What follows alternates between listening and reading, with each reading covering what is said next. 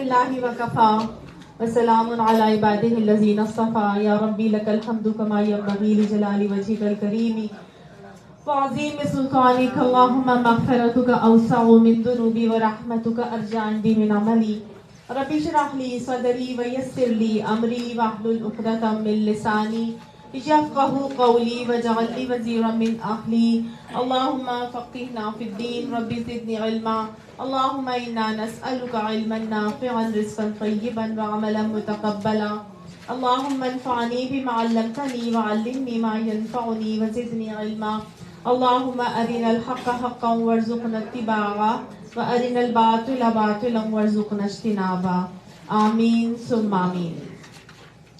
سورہ آل عمران آیت نمبر 92 تک ہم نے پچھلی کلاس میں کیا تھا، آج آیت نمبر 93 سے کریں گے۔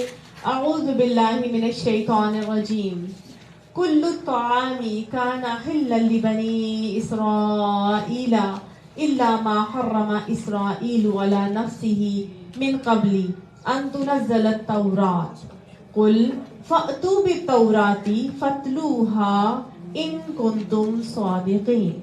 صدق اللہ العظیم۔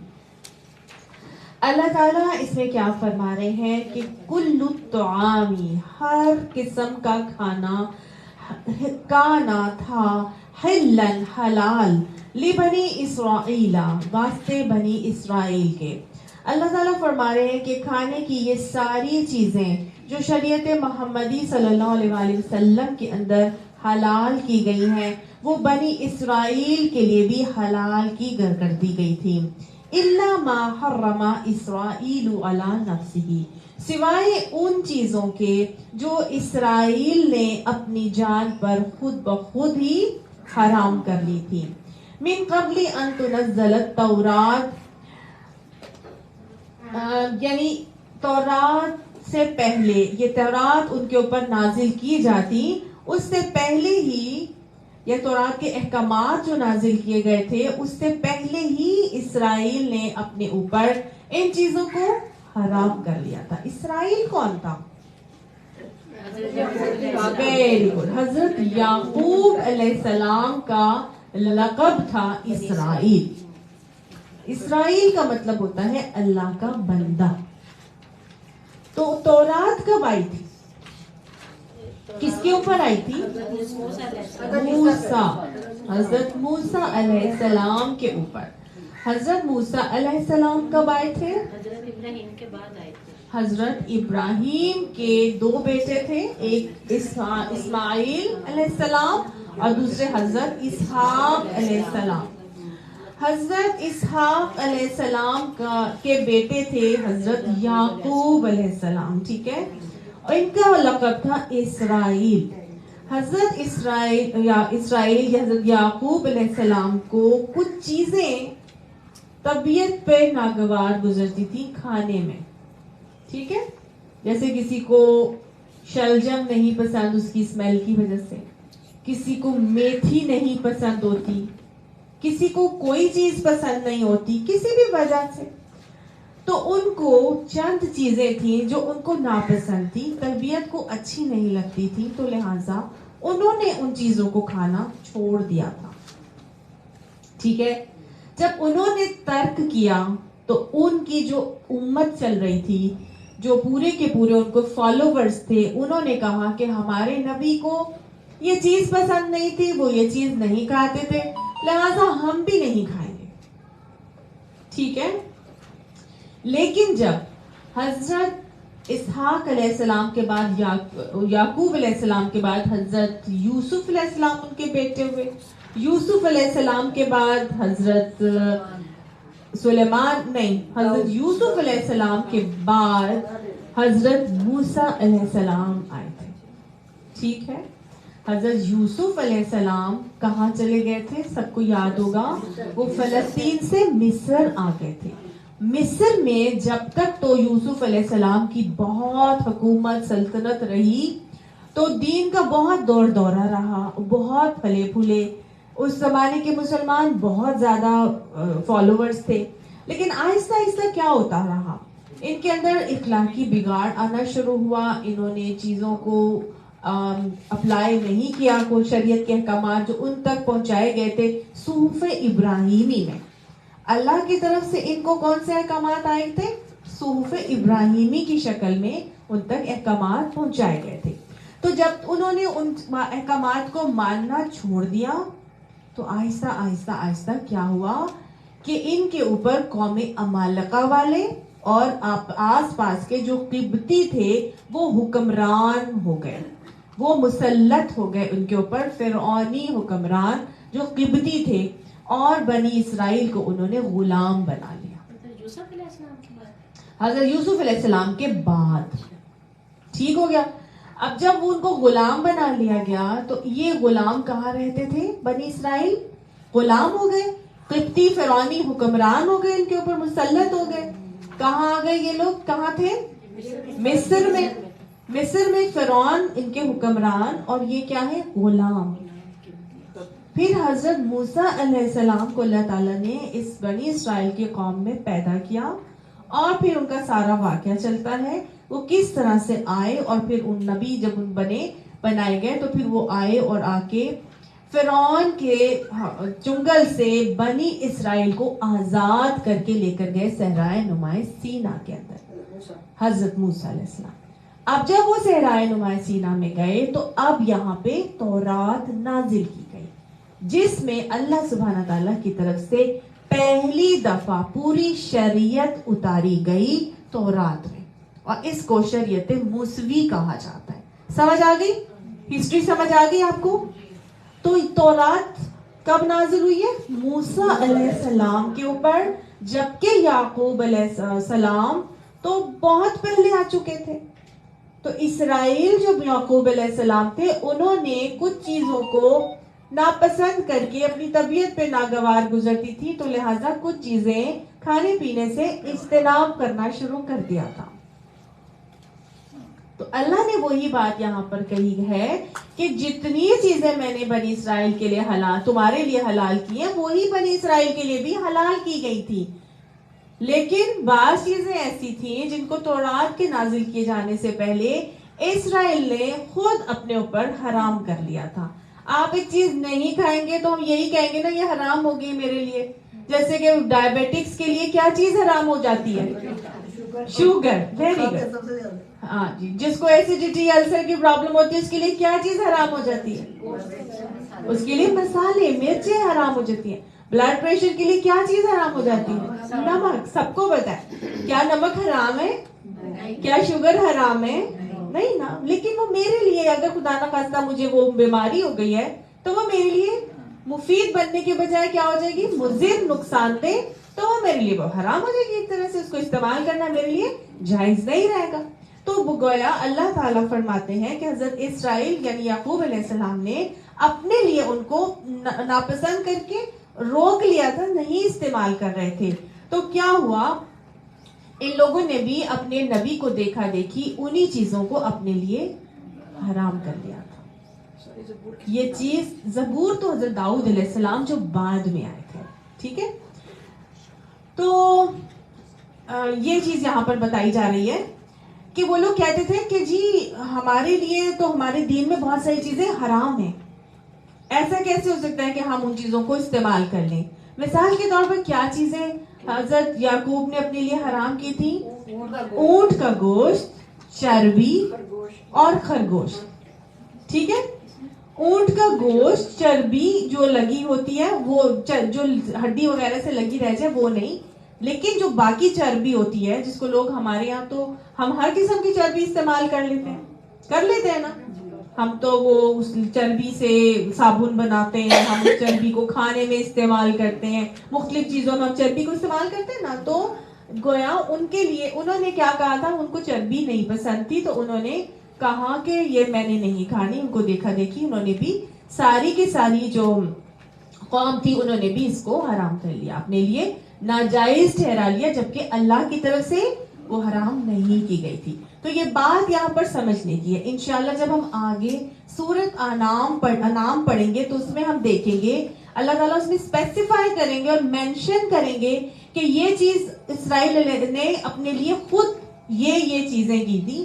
اللہ نے اس کا حکم نہیں دیا تھا، بلکہ اللہ نے ان کی ایسا کرنے کی وجہ سے ان کے گناہوں کی پیدائش میں پھر اللہ سبحانہ تعالیٰ نے کہا تھا ٹھیک ہے اپنے لیے تم نے حرام کر لیا تو بس یہ مت ہی کھاؤ.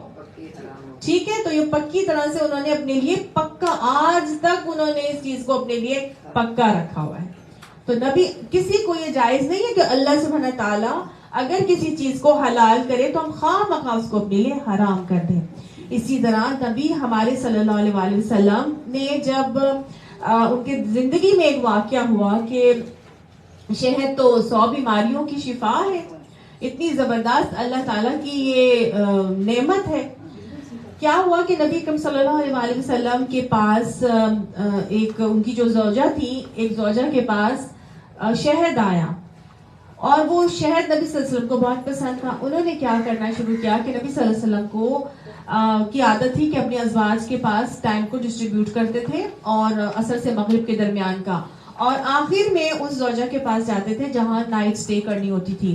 تو ہر زوجہ کو ایکول ٹائم دیتے تھے. تو وہ جن زوجہ کے پاس شہد آیا تھا, وہ جیسے ہی نبی صلی اللہ علیہ وسلم اٹھنے لگتے تو وہ فوراً ہی شہد گھول کے پلانے کا جو ہے نا وہ بات کرتی کہ میں آپ کو شہد گھول کے پلاتی ہوں. تو آپ صلی اللہ علیہ وسلم شہد پینے کے لیے رک جاتے تھے. تو ذرا وقت سے زیادہ اپنی اس زوجہ کے پاس رکنے لگے. تو باقی ازواج نے یہ محسوس کیا کہ نبی اکرم صلی اللہ علیہ وسلم تھوڑا سا لیٹ آنا شروع ہو گیا ہمارے پاس, اور اس کے پاس وہ زیادہ ٹائم گزارنے لگے ہیں. تو وجہ پتہ کی گئی تو پتہ چلا اس وجہ سے وہ زیادہ رکتے ہیں وہاں پر. تو انہوں نے آپس میں پلان کیا, 3 ازواج تھی, انہوں نے پلان کیا کہ ہم نبی صلی اللہ علیہ وسلم جب آئیں گے نا تو ہم ان سے کہیں گے کہ آپ کے منہ سے فلاں مغافیر شہد کی جو ہے نا اسمیل آتی ہے. تو نبی صلی اللہ علیہ وسلم کو منہ سے اسمیل آنا بہت ہی ناگوار گزرتا تھا. آپ صلی اللہ علیہ وسلم کے ساتھ ایسا کرنے کی جب انہوں نے پلان بنا لیا تو یہ سوچا کہ تمہارے پاس آئیں تم بھی یہی کہنا, میرے پاس آئیں گے میں بھی یہی کہوں گی, تیسری بھی نے کہا میرے پاس آئیں گے میں بھی یہی کہوں گی. تو آپ صلی اللہ علیہ وسلم کو جب 2 ازواج نے ایسے کہہ دیا اور بعد میں وہ حضرت حفصہ کے پاس گئے تو حضرت حفصہ نے بھی جب یہی بات کہی کہ آپ کے منہ سے مغافیر کی اسمیل آتی ہے, تو آپ صلی اللہ علیہ وسلم نے حضرت حفصہ کو کہا کہ آئندہ اللہ کی قسم کھا کے کہ میں اس کو شہد کو آئندہ کبھی استعمال نہیں کروں گا, اور یہ بھی کہا کہ تم کسی کو یہ بات ابھی بتانا نہیں کہ نہیں تو وہ زینب ان کو برا لگے گا. تو اللہ سبحانہ تعالیٰ نے اسی وقت آیات نازل کر دی اور فرمایا یا لیما تحرموا ما احل اللہ لک, کہ اے نبی آپ کیوں اس چیز کو حرام کرتے ہیں جو اللہ نے آپ کے لیے حلال کی ہے. تو گویا نبی کو بھی اس بات کی اجازت نہیں تھی کہ وہ کسی کی اللہ کی حلال کی ہوئی کسی بھی شے کو حرام ٹھہرا لیں. کیوں؟ اگر نبی اپنے لیے ناجائز یا حرام کر لیتے یا کہتے آئندہ میں کبھی شہد نہیں پیوں گا تو ہماری امت پوری کی پوری امت اس بہترین نعمت سے محروم ہو جاتی. ٹھیک ہے نا. تو یہی عمل انہوں نے کیا. جب نبی صلی اللہ علیہ وسلم نے کیا تو اللہ نے فوراً روکا, کیونکہ حضرت اسرائیل کے اس حضرت یعقوب علیہ السلام کے اس عمل کی وجہ سے ان کی پوری قوم جو ہے نا وہ اس نعمتوں سے محروم ہو گئی تھی اور محروم کر دی گئی تھی اللہ کی طرف سے پھر ان کی گناہوں کی پاداش ہے. تو گویا اللہ تعالیٰ فرماتے ہیں قول ان سے کہو فَأْتُوا بِالتَّوْرَاةِ, لے آؤ تورات کو, فَاتْلُوهَا, بس پڑھو اس کو. اگر تم اپنے ان کو تم صادقین, اگر تم اپنی اس بات میں سچے ہو تو تورات لاؤ اور تورات کو پڑھ کے بتاؤ کہ کہاں اللہ تعالیٰ نے اس چیز کو حرام کیا تھا. فَمَنِ افْتَرَا, پس اس کے بعد بھی جو کوئی افطرا کرے اللہ الکذبا, اللہ کے اوپر جھوٹ گڑے, من بعد ذالک, اس کے بعد فاولئک هم الظالمون, پس یہ لوگ ظالم ہیں. یعنی اس کے بعد بھی جو لوگ اپنی جھوٹ گھڑی ہوئی باتیں اللہ کی طرف منسوب کریں گے تو یہ ظالم ہیں. اللہ نے ایسا کوئی حکم نہیں دیا تھا. اللہ نے صاف کہہ دیا اللہ پر یہ جھوٹا افطرا ہے, جھوٹ گڑنا ہے کہ اللہ ہی نے حرام کیا تھا. اللہ نے فرما دیا ہے کہ ہر کھانا جو ان تمہارے شریعت میں حلال کیا گیا وہ ان کے لیے بھی حلال ہی تھا. ٹھیک ہے. قل صدق اللہ, کہو کہ اللہ نے جو کچھ فرمایا ہے صدقہ, سچ ہی فرمایا ہے. فاتبعوا ملت ابراہیم حنیفا, پس تم سب اتباع کرو ابراہیم حنیف کے طریقے کی. پیروی کس کی کرنی ہے؟ ملت ابراہیمی کی.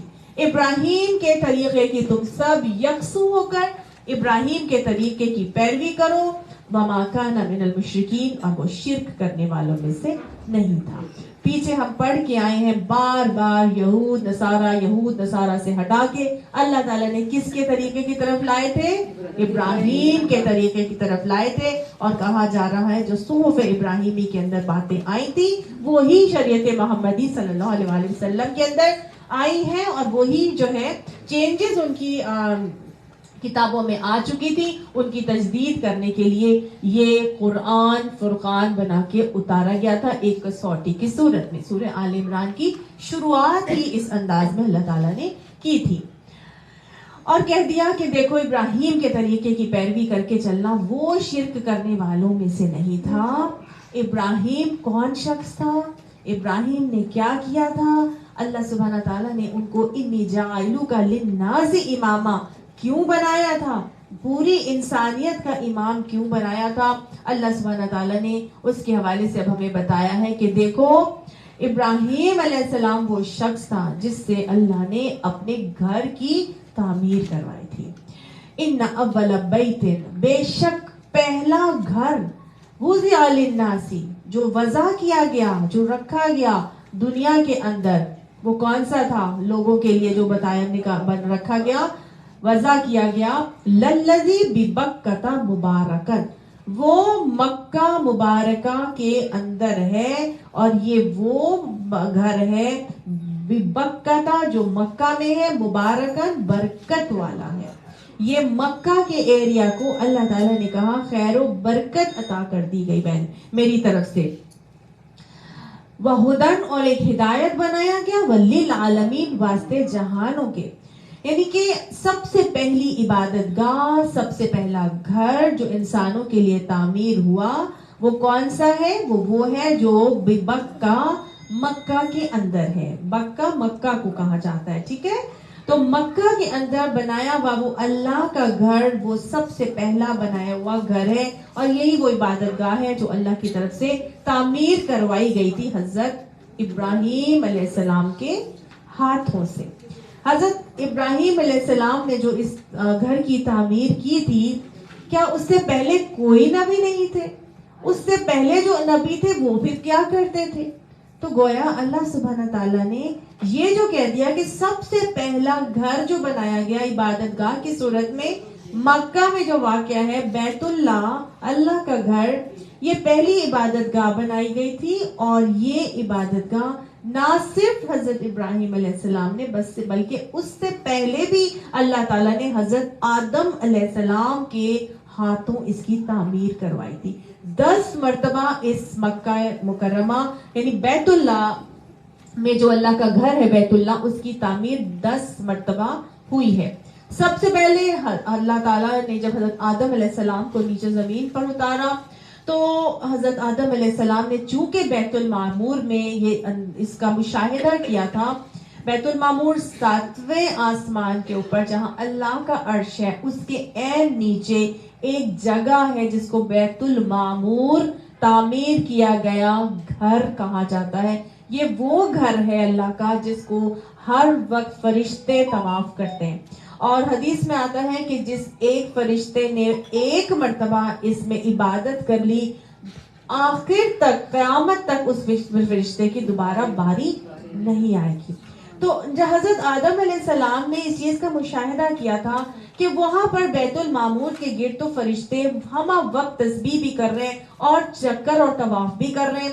تو دنیا میں انہوں نے ایسا کوئی معاملہ نہیں دیکھا، تو انہوں نے اللہ تعالیٰ سے التجا کی، ریکویسٹ کی کہ اللہ سبحانہ تعالیٰ آپ کوئی دنیا میں بھی ایسی جگہ بنائے جہاں پر ہم آپ کے یہ معاملات کریں، تسبیح کریں، اس کا طواف کریں، چکر لگائیں۔ تو پھر اللہ سبحانہ تعالیٰ نے جیسے یہ فانوس ہے اس کے نیچے بالکل اللہ تعالیٰ نے ایک بادل بھیجا، اور اس بادل نے ایک سایہ کیا، اور اس سائے سے جو باؤنڈری بنی، وہ باؤنڈری کو فرشتوں نے حضرت آدم علیہ السلام کے ساتھ مل کے یہاں پر بنیادیں اٹھائیں اور تعمیر کعبہ کی گئی فرسٹ ٹائم، اور یہ وہ جگہ بن گئی جہاں پر پھر طواف دنیا میں کیا جاتا رہا۔ اس کے بعد حضرت نوح علیہ السلام کے دور تک ایسے ہی رہا، نہیں اس حضرت آدم علیہ السلام کے بعد حضرت شیس علیہ السلام جو ان کے بیٹے تھے انہوں نے اس کی بنیادیں کے اوپر تھوڑی سی اس کی دیواریں مزید اٹھائیں. پھر جب طوفان نوح آیا تو طوفان نوح میں اس کی پوری دیواریں بہہ گئیں, ختم ہو گئیں, اور ختم ہو کے صرف اور صرف بنیادیں رہ گئیں.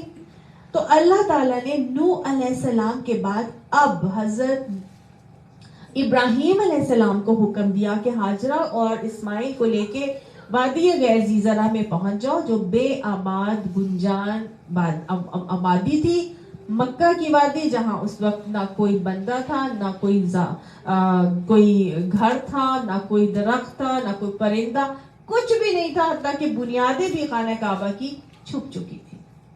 جب وہاں پہ جا کے حضرت اسماعیل علیہ السلام کو آباد, یعنی حضرت ہاجرہ اور حضرت اسماعیل علیہ السلام کو چھوڑ کر آئے, تو پھر آفٹر آلموسٹ 9 ایئرس کے بھی بعد جب اللہ نے ان کو پورے کے پورے آزمائشی امتحانوں میں وَإِذِ ابْتَلَىٰ إِبْرَاهِيمَ رَبُّهُ بِكَلِمَاتٍ کہ جب آزما لیا ابراہیم علیہ السلام کو اس کے رب نے کچھ باتوں میں فَأَتَمَّهُنَّ اور وہ پورے کے پورے آزمائش پر پورے اتر گئے, تو پھر اللہ سبحانہ تعالیٰ نے کیا کہا, قَالَ إِنِّي جَاعِلُكَ لِلنَّاسِ إِمَامًا, اللہ نے کہا کہ تمہیں میں پوری انسانیت کا اب امام بناؤں گا. اور جب امام بن کے درجے پر پہنچائے گئے تو پھر حضرت اسماعیل علیہ السلام کے ساتھ مل کر اللہ کے حکم سے انہوں نے خانہ کعبہ کی بنیادوں میں سے پھر تعمیر کروائی, اٹھائی, اور پھر دوبارہ اس کو بنایا گیا. ٹھیک ہے, تو یہ حضرت ابراہیم علیہ السلام کے ساتھ جب یہ دوبارہ تعمیر کیا گیا تو اللہ تعالیٰ فرماتے ہیں یہ ایک ایسا گھر تھا جو سب سے پہلے بنایا. قبلہ اول مسلمانوں کا کون سا ہے؟ نو, قبلہ اول مسلمانوں کا کعبہ ہی ہے, کعبہ ہی ہے. لوگ کہتے ہیں بیت المقدس ہمارا قبلہ اول ہے. نو, مسلمانوں کا قبلہ اول کون سا ہے؟ اللہ نے اس آیت میں مجھے آپ کو بتا دیا ہے. ہاں یہ ضرور ہے کہ جب حضرت موسیٰ علیہ السلام کے بعد حضرت داؤد علیہ السلام آئے اور ان کو بہت شان و شوکت ملی اور بہت زیادہ ان کو حکومت انہوں نے اپنی بڑھائی, اس کے بعد حضرت سلیمان علیہ السلام کی حکومت بہت زیادہ وسیع اور عریض ہو گئی. تو حضرت سلیمان علیہ السلام نے ایک مسجد بنائی, وہ مسجد بیت المقدس تھی. ٹھیک ہو گئی, حضرت سلیمان علیہ السلام نے ایک مسجد تعمیر کی, یہ مسجد بیت المقدس تھی. اور اس کو جو فالوورز تھے حضرت موسیٰ علیہ السلام کے, جنہوں نے اپنے آپ کو یہود بنا لیا تھا, یہ اس کی مغربی کنارے کو اپنا رخ کر کے اپنی اللہ کی عبادت کرنا شروع ہو گئے. اور جو اس کے بعد حضرت عیسیٰ علیہ السلام کے فالوورز ہوئے, عیسائی ہوئے, جہاں پر حضرت مریم گوشہ نشین ہوئی تھی مشرقی کنارے کی طرف, تو انہوں نے اپنا قبلہ مشرقی گوشے کو بنا لیا بیت المقدس کے. ٹھیک ہے, جب مسلمانوں جب آپ صلی اللہ علیہ وسلم کو مبعوث کیا گیا, مکہ کی وادی کے اندر بیت اللہ تو تھا. ٹھیک ہے, بیت اللہ تو تھا, سب حج کرنے تو وہیں جاتے تھے, یہ لوگ بھی ان کے بھی دلوں, لیکن انہوں نے کیا کیا تھا, خود سے خود اپنے رخ اس طرف کر کے اپنا قبلہ اس کو مقرر کر لیا تھا. اللہ کا گھر تو ایز اٹ از تھا. اب ہوا یہ کہ جب نبی اکرم صلی اللہ علیہ وسلم کو یہاں پر مبعوث کیا گیا تو یہ اہل کتاب تھے. میں نے آپ کو تحویل قبلہ کے حکم پہ پوری ڈیٹیل ایکسپلین کی تھی کہ یہ اہل کتاب تھے. نبی کون؟ یہود اور عیسائی. اور ان کا قبلہ وہ کون سے مان رہے تھے؟ مسجد اقصیٰ یعنی بیت المقدس کو قبلہ بنایا ہوا تھا انہوں نے اپنا, اس طرف رخ کر کے اپنی عبادت کیا کرتے تھے. تو جب مشرکین کے اندر نبی اکرم صلی اللہ علیہ وسلم کو مبعوث کیا گیا, مشرکین مکہ میں, تو ان کو یہ بات بتائی گئی کہ آپ سے ہم ڈیفرنٹ ہیں, ہم بھی اہل کتاب ہیں, ہم مشرک نہیں ہیں, لہٰذا ہم اسی طرف رخ کریں گے اپنی عبادت میں جس طرف اہل کتاب رخ کرتے ہیں. اور ان کے دلوں سے کعبہ کی آپ کہہ لیجئے ایک جو آپ کے اندر ایک آ جاتی ہے نا, ہاں جی, ایگو بھی آ جاتی ہے اور ایک وہ بھی آ جاتی ہے, بائسنس آ جاتی ہے. عصبیت آ جاتی ہے, تعصب آ جاتا ہے کہ نہیں جی ہم سب سے زیادہ ہیں اور ہم کعبے کو کیوں چھوڑیں, یہ ہمارا تھا اور ہم اس کو نہیں. اللہ نے اس کو ٹرین کرنا تھا لوگوں کو کہ جو آپ نبی کا کہنا مان رہے ہیں وہ اللہ کے حکم کی کتنی اطاعت کرتے ہیں یا اپنے دل کی بات کو مانتے ہیں. دلوں میں محبت ان کی کعبہ کی تھی. اللہ نے محبت کس کی ڈلوانی تھی؟ اپنی اور رسول کی محبت ڈلوانی تھی. لہٰذا اور رسول کی اطاعت کی طرف اور اللہ کی اطاعت کی طرف لانا تھا. لہٰذا ان کو حکم دیا گیا تھا کہ آپ کیا کریں, اپنا رخ اس طرف کریں جس طرف اہل کتاب کرتے. اور جب تک مکہ میں رہے 13 سال ان کا رخ کیا رہا؟ بیت المقدس کی طرف. درمیان میں وہ لے آتے تھے کعبہ کو اور ایسے نماز پڑھتے تھے کہ کعبہ بھی سامنے آ جاتا اور بیت المقدس بھی آ جاتی. جب وہ ہجرت کر کے مدینہ چلے گئے تو اب اپوزٹ ڈائریکشن 180 ڈگریز پہ آ گیا. جب وہ بیت المقدس کی طرف رخ کرتے تو ان کی بیک ہوتی تھی کعبہ کی طرف, جو ان کو برا لگتا تھا. اب مدینہ میں رہتے تھے یہود اور ان یہود اور اہل کتاب سے ڈفرینشیٹ کرنا مقصود تھا. ان سے ڈفرینشیٹ اب کرنے کے لیے اللہ تعالیٰ نے پھر مسلمانوں کو یہ حکم دیا کہ ان کو بتا دو کہ ان سے پیپل آف دا بک کی تولیت چھین لی گئی ہے, مشرکین مکہ سے بھی وہ چھین لیا گیا ہے. لہٰذا مسلمان اپنا رخ وہ نہیں کریں گے جو اہل کتاب کرتے ہیں. اہل کتاب جو ابھی دنیا میں موجود ہے ان سے یہ مسلمان ڈفرینٹ ہے. لہٰذا مسلمان وہ کریں گے جو اللہ کو حکم دے گا. تو ان کا پھر قبلہ وہاں سے رخ موڑ کے مسجد قبلہ تین ہے نا, جو وہاں سے پھر ان کو حکم ملا تھا, اللہ تعالیٰ کی طرف سے آیا تھا کہ اب اپنا رخ جو ہے وہ مسجد حرام کی طرف پھیر دیا جائے. تو اب پتہ چلا آپ کو کہ قبلہ اول مسلمانوں کا مکی دور میں وہ رہا تھا, لیکن اوور آل مسلمانوں کے لیے یا اسلام جو اللہ کا دین جو پوری دنیا میں حضرت آدم علیہ السلام کے بعد سے آ رہا تھا, اس میں قبلہ اول کون سا تھا؟ خانہ کعبہ تھا. ٹھیک ہے, اللہ نے کہا یہ وہ جگہ ہے جس کو میں نے برکت بھی دی ہے اور میں نے یہاں پر ہدایت بھی عطا کی ہے. یہاں پہ لوگوں کے لیے ہدایت ہے, جہان والوں کے لیے ہدایت ہے. گناہ گار سے گناہ گار شخص بھی وہاں جاتا ہے تو دل کو پلٹا کے واپس آتا ہے. ایسی ہدایت سے وہ سرشار ہو کے آتا ہے. اللہ تعالیٰ نے اس کو بیسیکلی مسابہ بنایا ہے. قرآن میں آتا ہے ایک اور جگہ کہ مسابتن للناس, اس کو میں نے لوگوں کے لیے بار بار پلٹ کر آنے کی جگہ بنایا ہے. دل نہیں چاہتا جتنی دفعہ بھی وہاں پر ہو کر آ جائے, دل کرتا ہے دوبارہ پہنچ جائے, واپس آنے کو دل نہیں چاہتا. حتیٰ کہ یہ رہتا ہے کہ ابھی بھی اگر نظر آ رہا ہے تو بس تھوڑا سا بھی نظر آ جائے, تھوڑا سا بھی نظر آ جائے, دل کرتا ہے بس اس کے پاس جاتے رہے. دنیا کی کوئی جگہ ایسی نہیں ہے کہ جہاں ایک دفعہ چلے جائیں تو دل کرے دوبارہ چلے جائیں, سوائے ٹرکی کے. ٹرکی میں ایسا لگتا ہے کہ پتہ نہیں کیا روحانیت اللہ نے رکھی ہوئی ہے, دل کرتا ہے بار بار پلٹ پلٹ کے ادھر جایا جائے. لیکن یہ وہ ایک اللہ کا گھر ہے کہ آپ کوئی دنیا کی عمارت ایسی نہیں ہے جس کو ایک دفعہ دیکھ لیں اور دل کرے دوبارہ جائیں اس کو عمارت کو دیکھنے. یہاں تو ہم عمارت کو ہی بیٹھے دیکھتے رہیں تو ہمیں اللہ تعالیٰ جو ہے وہ اجر اور ثواب سے نواز رہا ہوتا ہے. اللہ تعالیٰ فرماتا ہے فیہ آیات بینات, اس کے اندر تو روشن نشانیاں میں نے تمہارے لیے رکھ دی ہیں. روشن نشانیاں. کیا روشن نشانی ہے؟ سب سے پہلی تو عمارت ہی ایسی ہے کہ نگاہ سیر ہی نہیں ہوتی اس کو دیکھ دیکھ کر. ایک باکس نما, ایک چھوٹا سا, ایک اسکوائر سا ایک ہے ڈبہ سا جس میں کالے رنگ کا غلاف ہے, لیکن دل کرتا ہے دیکھتے ہی چلے جائیں. اللہ سبحانہ تعالیٰ نے ایسے اس کو بنایا ہے. پھر اس کے بعد اس کی جو تعمیر ہے, کنسٹرکشن, کوئی بہت ہی عالی شان قسم کی, کوئی آرکیٹیکچرل انجینئرنگ کا شاہکار نہیں ہے, وہ نہیں ہے نا. ایک حجر اسود لگا ایک سائیڈ پر, اور وہ حجر اسود ایسا ہے کہ اس کو چومنے کے بوسے دینے کے لیے لڑائیاں ہو رہی ہوتی ہیں. آپ صلی اللہ علیہ وسلم کے جو صحابی تھے نا حضرت عمر, وہ فرماتے ہیں کہ حجر اسود تو ایک سیاہ پتھر ہے, اگر میرے حبیب نے تجھے چوما نہ ہوتا تو میں کبھی تجھے بوسا نہ دیتا. وہ ایک پتھر ہے. کسی نے کہا تم میں اور ہم میں کیا فرق ہے, وہ ہم بھی بتوں کو پوجتے ہیں, تم بھی حجر اسود کو پوجتے ہو, تم بھی اس کو چومتے ہو, تو ہم کس لیے چومتے ہیں؟ کیونکہ نبی نے چوما تھا. ہم کیوں اس کے ساتھ ایسے کرتے ہیں؟ کیونکہ ہمارے نبی نے کیا تھا. ہم اس کو نہیں سمجھ رہے ہوتے کہ وہ ہمارے سارے گناہ لے لے گا یا کچھ کر دے گا ایسے. ہم تو نبی کی تقلید میں وہ چیز کرتے, ہم تو نبی کی اتباع میں وہ چیز کرتے, ہم تو نبی کی سنت کو فالو کرتے ہوئے اس کے طواف کرتے ہیں اور اس کے ساتھ ہجر اسود کے ساتھ معاملہ کرتے ہیں. تو یہ ایک ایسے ایک نشانی ہے ہجر اسود وہاں پر. پھر ایک اور نشانی وہاں پر کیا ہے, زمزم کا کنواں ہے. فیہ آیات بینات, وہ زمزم کا کنواں کہ لکھوں تک وادی, اور اس کے اندر ایک بچہ ہے جو بلک بلک کے ایڑیاں رگڑ رہا ہے. آس پاس کوئی پانی کا نام و نشان نہیں, کوئی پرندہ نہیں, جہاں سے نظر آ جائے کہ قافلہ آتا جاتا نظر آ جائے.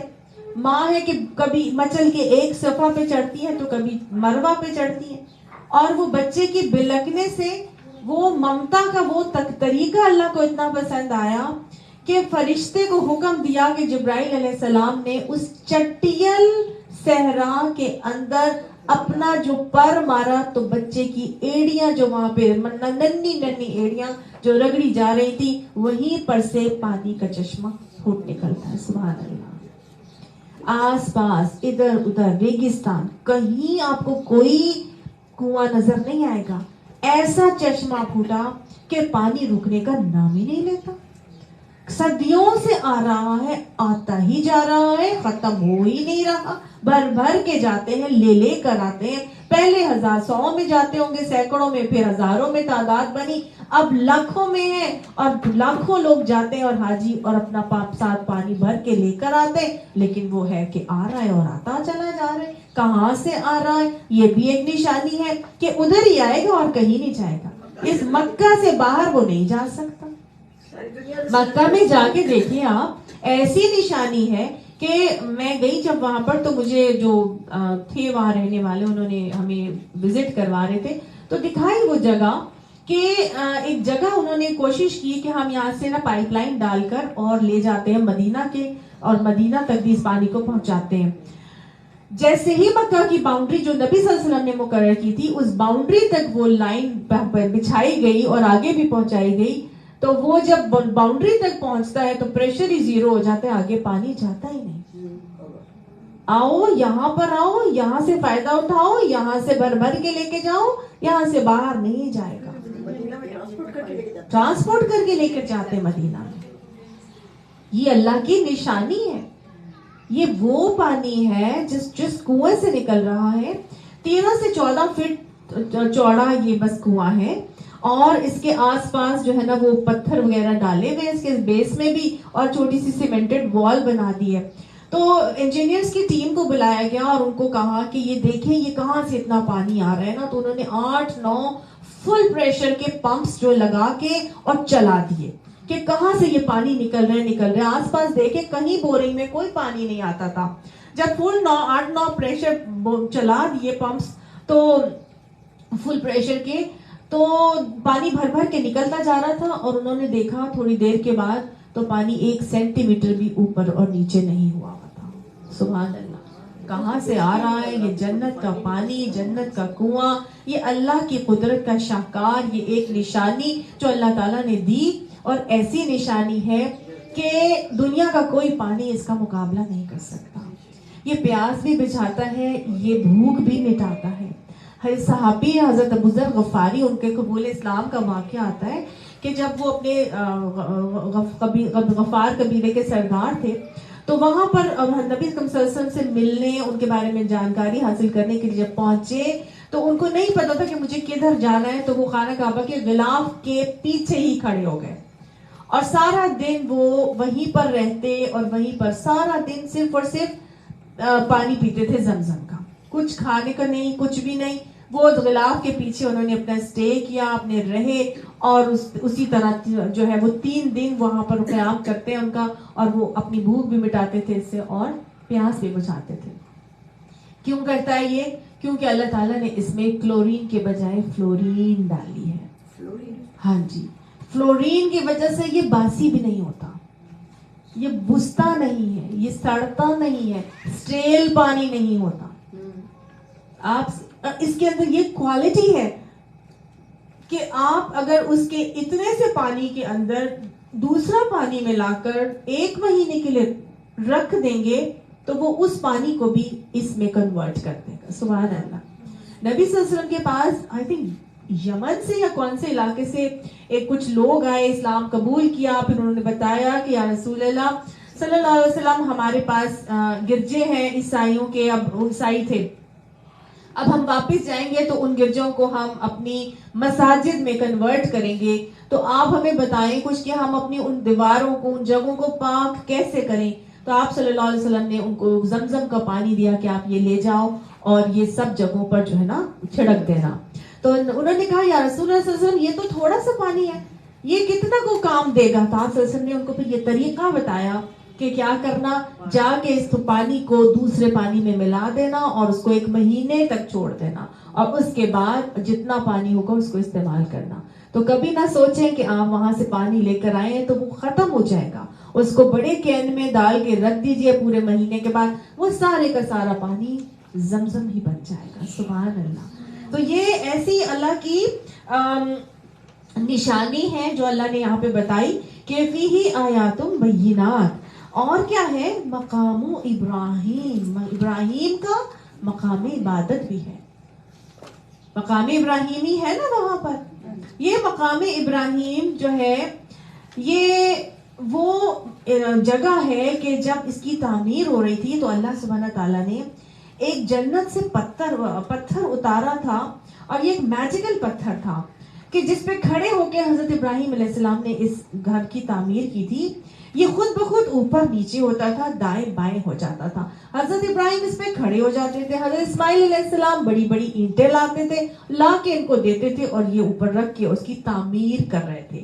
تو یہ ایسا میجیکل پتھر تھا کہ اللہ سبحانہ تعالیٰ نے اس پتھر کے اوپر کوئی ایسے حضرت ابراہیم علیہ السلام کے قدموں کے نشانوں کو محفوظ ہی کر دیا, جیسے کوئی ایک نشان پیروں کے انگریو ہو جاتے نا موم کے اندر, بالکل اس طرح سے ہو گئے. تو آہستہ آہستہ آہستہ اللہ نے تو دیکھیں یہ نقش پا محفوظ میرے اور آپ کے لیے کیے تھے, امت کے لیے کیے تھے, اور یہ مقام ابراہیم ایک خاص جگہ پر نبی صلی اللہ علیہ وسلم کو حکم دے کے اس کو نصب کر دیا گیا, جیسے حضرت حجر اسود کو نصب کیا گیا تھا, اس طرح مقام ابراہیم کو بھی ایک خاص مقام پر اس پتھر کو نصب کر کے بتا دیا گیا تھا. یہ وہ جگہ ہے جہاں ابراہیم علیہ السلام کھڑے ہو کر عبادت کیا کرتے تھے. لہٰذا فاتبعوا ملۃ ابراہیم حنیفا, ابراہیم کے طریقے کی پیروی کر کے چلنی ہے تو پھر یہاں پر ضرور ابراہیم علیہ السلام کو فالو کرنا ہے. تو نقش پا کو محفوظ کر دیا اللہ نے کہ آئے جو یہاں پر آئے وہ ابراہیم کے طریقے کو فالو کر کے جائے, ابراہیم علیہ السلام کے طریقے کو جان کر جائے اور اسی انداز پر اپنی زندگی کو گزارنے کا عہد کر کے جائے. تو اللہ تعالیٰ نے تو یہ معاملہ ایسے کیا. نبی صلی اللہ علیہ وسلم کے جو صحابی حضرت عمر ہیں, ان کے دل میں خیال آتا تھا اور وہ کہتے تھے کہ کاش ایسا ہو جائے کہ جو ہم طواف کرتے ہیں تو طواف کے بعد جو نفل ادا کرنے کا حکم ہے تو اس نفل کو ہمیں اللہ کہہ دے کہ ہم یہاں پر وہ نفل ادا کیا کرے, طواف کے 2 نفل. تو اللہ تعالیٰ نے پھر 2 نفل مقام ابراہیم پر ادا کرنے کا حکم دے دیا کہ اب اگر 2 نفل وہاں نہ بھی ادا کر سکیں, جو کہ آج کے رش میں بہت مشکل ہوتا ہے, نہیں ہو سکتے, تو کہیں پر بھی پڑھ لیں, لیکن وہ 2 نفل کرنے جو ہے وہ ادا کرنے ضروری ہوتے ہیں آفٹر طواف. تو اللہ نے کہا کہ ابراہیم کا مقام بھی میں نے عبادت کے لیے وہاں پر تمہارے لیے رکھ دیا ہے, اور اسی لیے رکھا ہے تاکہ ہر کوئی جا کے ابراہیم علیہ السلام کی سنت کو فالو کر کے اس کے اوپر عمل کرنے کی کوشش کرے. تو پھر اللہ سبحانہ تعالیٰ نے ایک اور چیز مقام ابراہیمی کے حوالے سے میں آپ کو بتا رہی تھی کہ جو ابراہیم علیہ السلام کے قدم مبارک اس پہ نقش ہوئے تھے, آہستہ آہستہ نبی صلی اللہ علیہ وسلم کے دور کے بعد وہ نقش پا لوگ پتھر اٹھا کے لے گئے. آئی تھنک کہ یہ جو تھا بہت ظالم حکمران تھا نا, ہاں جی, حجاج بن یوسف لے گیا تھا یا کوئی ایک حکمران تھا, وہ یہاں سے اٹھا کے پتھر اپنے ملک لے گیا تھا, اور پھر وہاں سے اس سے یہ پتھر منگوایا گیا تھا دوبارہ کہ آپ دوبارہ دیں. قطر والے لے گئے تھے شاید, تو مجھے سے ایگزیکٹ یاد نہیں اب آ رہا کہ کون سی جگہ پر وہ جلا گیا تھا, لیکن یہ دوبارہ وہاں پر لایا گیا. تو بہت سارے لوگوں کے ہاتھوں پہ یہ لگا چڑھا تو اٹھانا لے جانا کیا گیا تو یہ ٹوٹ گیا. جب یہ ٹوٹ گیا تو obviously اس کے جو قدم پا تھے حضرت ابراہیم علیہ السلام کے نقش پا کے وہ بھی ٹوٹ گئے. تو پھر یہاں کی جو گورنمنٹ تھی انہوں نے کوئی خاص مٹیریل کو یوز کر کے اس کو دوبارہ ایک پتھر کی شکل دی اور وہ جو ٹوٹے ہوئے پیسز تھے ان ٹوٹے ہوئے پیسز کو ایک مٹیریل میں لگا کے ایک دوبارہ پتھر کی ایک شکل دی گئی. اور جو ہمیں اب مقام ابراہیم کے اندر ایک سلور کلر کا نظر آتا ہے نا، اس کے آگے 2 قدم سے ایسے ہوتے ہیں، ان کے اندر اگر آپ جھانکیں گے تو آپ کو اصل پتھر نظر آئے گا مقام ابراہیم کا جو اس کے اندر نظر آتا ہے. ٹھیک ہے، تو یہ جو ایک خاص ایسے اینگل ایک پیروں کے نشان کر کے وہ بنایا ہوا نا سلور میں، وہ نقش پا نہیں ہے. اس کے نیچے جو پتھر ہے وہ پتھر تھا جس پہ ابراہیم علیہ السلام کے نقش پا محفوظ تھے. ٹھیک ہے، تو اللہ نے کہا مقام ابراہیم بھی اس کے اندر میں نے رکھا ہے. وَمَن دَخَلَهُ كَانَ آمِنًا، اور جو اس میں داخل ہو گیا وہ امن میں آ گیا. یہ جگہ نہ صرف ہدن ہے للعالمین بلکہ امن کا مقام بھی ہے ہر ایک کے لیے. امن کیسے ہوتا ہے؟ کعبہ میں جانے والا کیسے مامون ہوتا ہے، کیسے امن میں آتا ہے؟ کیونکہ یہاں پر احادیث کے مطابق فوج کشی، قتال، جدال منع ہے، حتیٰ کہ شکاری جانور بھی مارنا یہاں پر منع ہے. اس کے علاوہ صرف چند چیزوں کا آپ صلی اللہ علیہ وسلم نے مارنے کا حکم دیا، اور وہ کون سی تھی کہ جیسے حضرت عائشہ کی روایت سے آتا ہے کہ یہ بچھو، چیل، کوا اور کاٹنے والا کتا، ٹھیک ہے، ان کو مارنے کی اجازت ہے. سانپ، کاٹنے والا کتا، بچھو، چیل اور کوا، ان کو بس مارنے کی اجازت ہے. حضرت عائشہ نے فرمایا تھا کہ یہ بدذات ہیں، انہیں حرم میں بھی مار دینا چاہیے. بچھو، چیل، کوا، کاٹنے والا کتا، چوہا اور سانپ.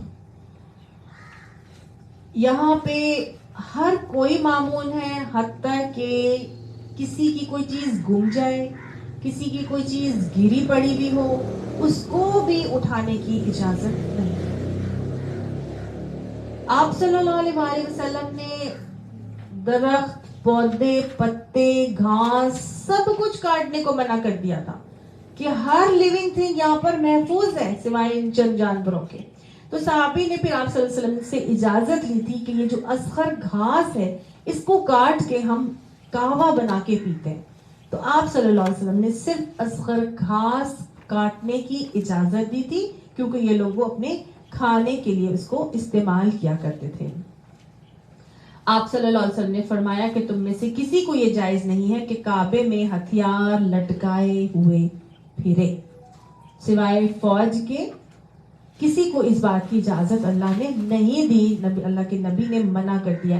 اور کعبہ میں بھی جو وہ لوگ پھر رہے ہوتے ہیں ہتھیار لٹکا کے، عام بندہ وہاں پر نہیں جا سکتا. سیکیورٹی گارڈز کے لیے جو ہے انہوں نے اس چیز کی جو ہے وہ اجازت دی ہے.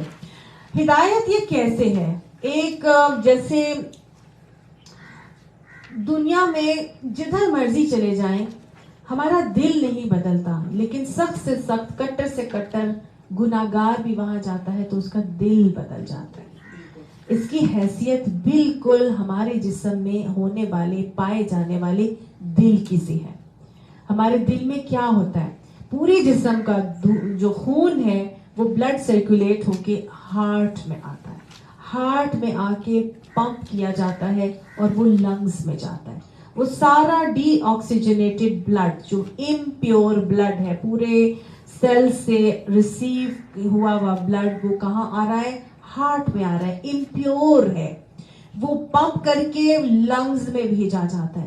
لنگز میں آکسیجن آتی ہے، آکسیجن سے وہ بلڈ جب لنگز میں جاتا ہے تو آکسیجنیٹ ہوتا ہے، آکسیجنیٹ ہو کر پیور ہوتا ہے، پیور ہونے کے بعد دوبارہ ہارٹ میں آتا ہے اور پمپ کر کے دوبارہ پھینک دیا جاتا ہے کہ وہ جائے اور بلڈ کے یہ باڈی کے سارے سیلز میں آکسیجن کو پہنچائے.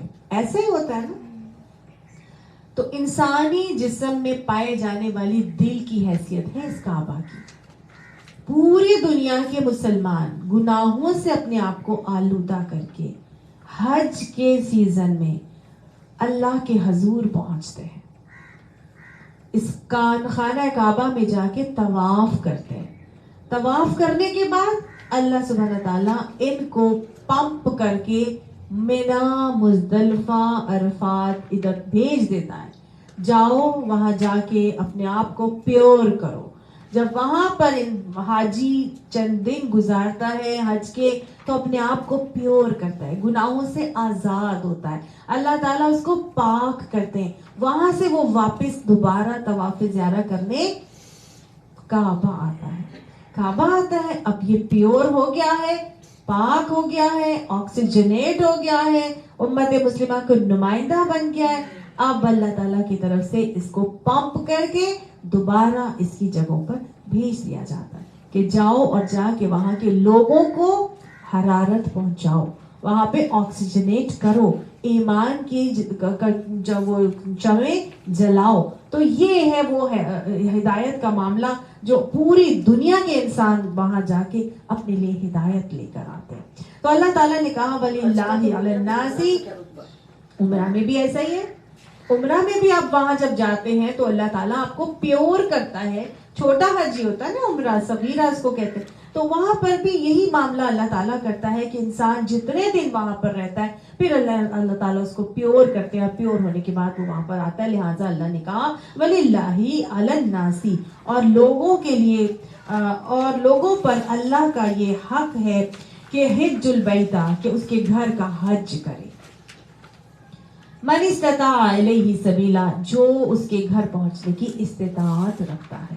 تو لوگوں پر اللہ کا یہ حق ہے کہ جو اس کے گھر تک پہنچنے کی استطاعت رکھتا ہے اس کو کیا چاہیے کہ وہ اللہ کے گھر کا حج کرے. استطاعت کون سی ہوتی ہے؟ مالی بھی ہو، جسمانی بھی ہو، اور ساتھ میں آپ کے محرم کی استطاعت بھی ہو اور سواری بھی ہو. ٹھیک ہے، یہ تمام چیزیں آپ کے پاس استطاعت میں شامل ہیں. آپ صلی اللہ علیہ وسلم نے فرمایا کہ جس کو نہ کسی روکنے والے مرض نے روکا اور نہ ہی کسی سری حاجت نے روکا اور نہ ہی ظالم حکمران نے روکا اور اس کے باوجود اس نے حرم پاک کا حج نہ کیا تو چاہے وہ یہودی مرے چاہے وہ نصرانی مرے. اللہ کا یہ حق ہے کہ جو استطاعت رکھتا ہے اس کو چاہیے کہ وہ اللہ کے گھر کا حج کرے. اللہ ہم سب کو اپنے گھر کے بار بار حج اور عمرے کی توفیق نصیب فرما. اللہ ہمیں اپنی اولادوں کے ساتھ اپنے گھر آنا اور حج کرنے کی سعادت کرنا پانا نصیب فرما دے. ومن کفر، اور جس نے انکار کیا، فإن اللہ غنی عن العالمین، تو بس یاد رکھو کہ اللہ دنیا والوں سے بے نیاز ہے.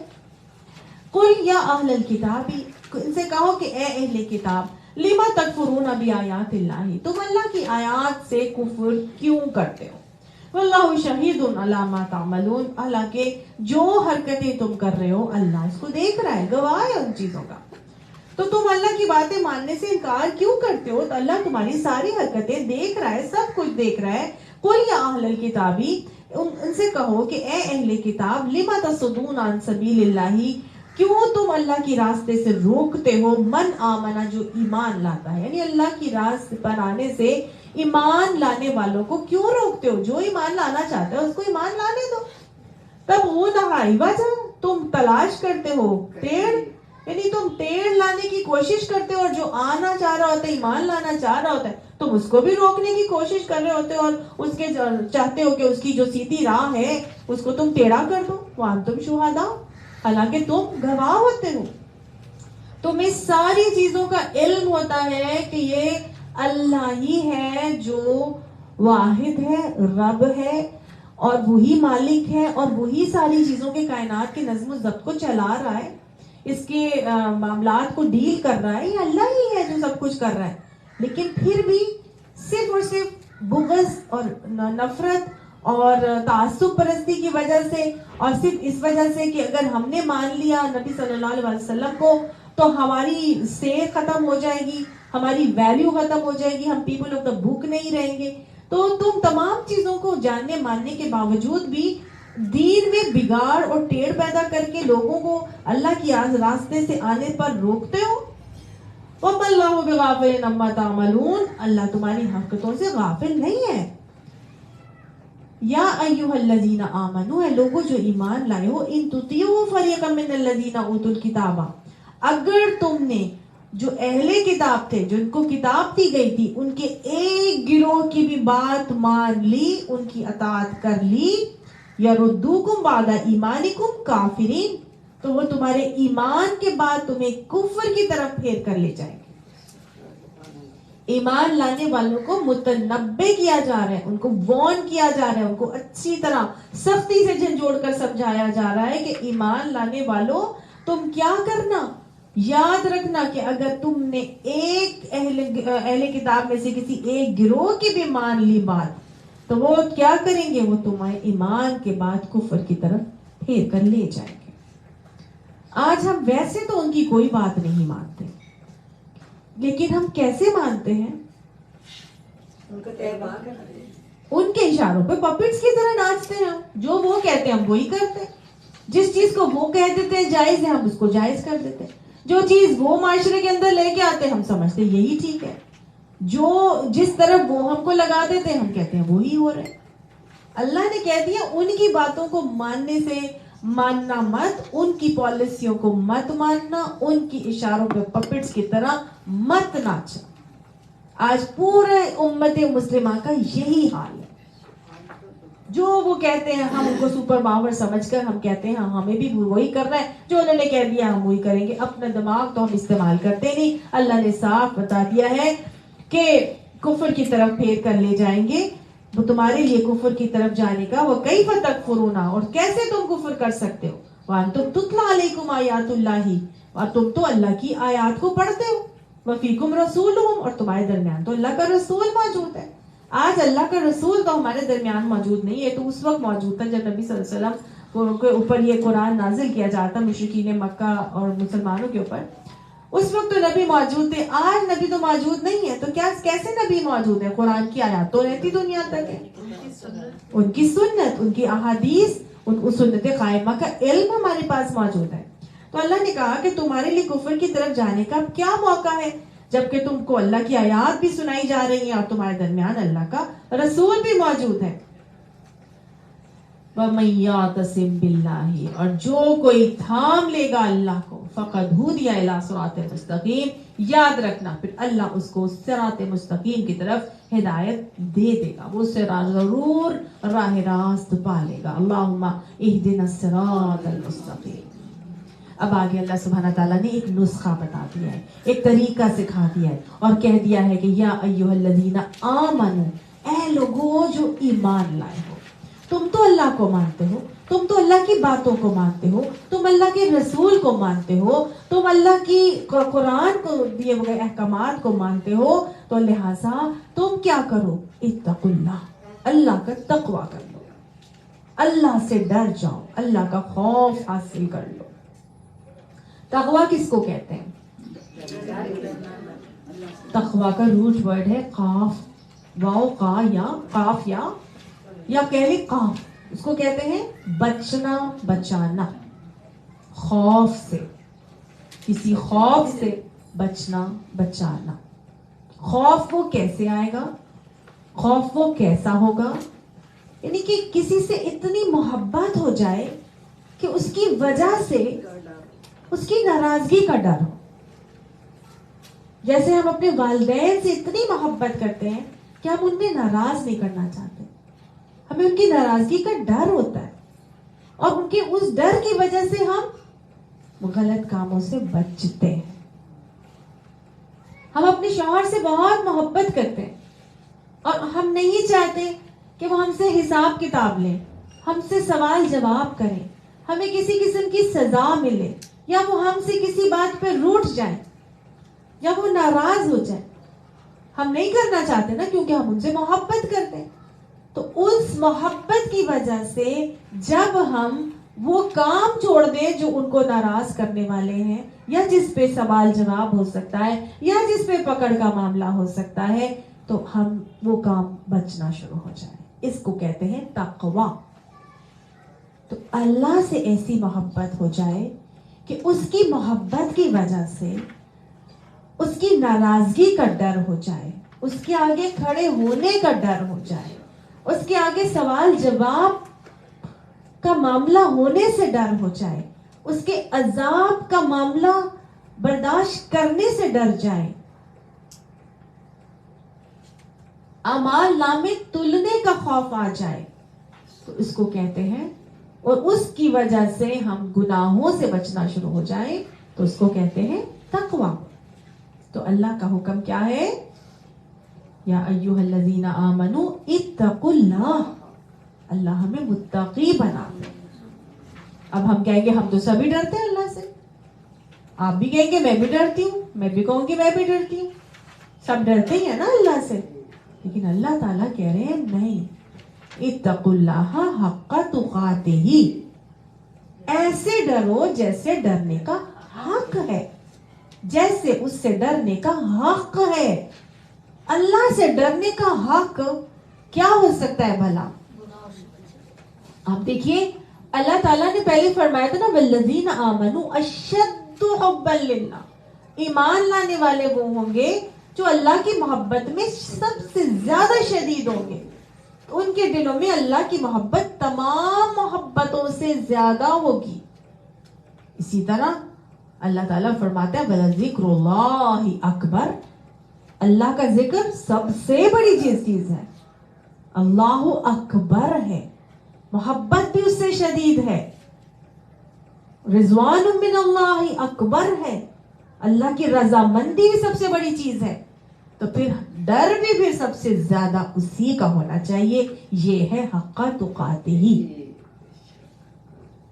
یعنی دنیا کی کسی چیز کا ڈر، کسی کے سوال جواب کا ڈر، کسی کی ناراضگی کا ڈر، چاہے وہ شوہر ہو، چاہے اولاد ہو، چاہے رشتہ دار ہو، چاہے دوست احباب سہیلیاں ہو، چاہے برادری ہو، چاہے ملک و قوم ہو، چاہے کوئی سپر پاور ہو، کسی کا ڈر اللہ کے ڈر سے زیادہ نہیں ہو، بلکہ سب ڈروں پر اللہ کا ڈر حاوی ہو. یہ ہے حق تقاتہ. اللہ نے کہا حق تقاتہ ہی کر لو. مومنوں، ایمان لانے والوں، اللہ سے ایسا ڈرو، ایسا خوف رکھو کہ تمہیں اللہ کے سامنے حساب کتاب کا ڈر تمام لوگوں کے سامنے حساب کتاب کے ڈر پر حاوی ہو. کسی کے آگے سوال جواب، خود اعمال نامے کے تلنے اور حساب کتاب کے کھلنے کا ڈر، کسی سے اللہ کے حساب کتاب سے اللہ کا حساب کتاب کا ڈر زیادہ ہو. صحیح؟ کسی کی ناراضگی کا ڈر نہ ہو، بلکہ اللہ کی ناراضگی کا ڈر سب سے زیادہ. تو جب یہ چیز ہمارے اندر آ جائے تو یہ وہ تقوی ہے جو اللہ کو بہت محبوب ہے. یہ صفت اللہ کو بہت پسندیدہ ہے. اللہ تعالیٰ نبی صلی اللہ علیہ وسلم فرماتے ہیں کہ اللہ کو دو قطرے بہت محبوب ہیں. ایک وہ قطرہ جو شہید کے خون کا قطرہ ہے، اور ایک وہ جو خوف خدا سے بہنے والا آنسو کا قطرہ ہے. اللہ کے خوف سے آنسو بہ جائے. حدیث میں آتا ہے چاہے وہ مکھی کے سر کے برابر بھی کیوں نہ ہو، اگر وہ خوف خدا سے بہنے والے آنسو کسی چہرے کو چھو لیتے ہیں تو اس چہرے کے اوپر جہنم کی آگ حرام کر دی جاتی ہے. سبحان اللہ. اللہ کو یہ خوف اتنا مطلوب بھی ہے اور پسند بھی ہے. اور جو خوف زدہ زندگی گزارے گا اللہ کے تقوی کے ساتھ، تو اللہ کے نبی نے فرما دیا کہ اللہ دو خوف اور دو بے خوفیاں جمع نہیں کرتا.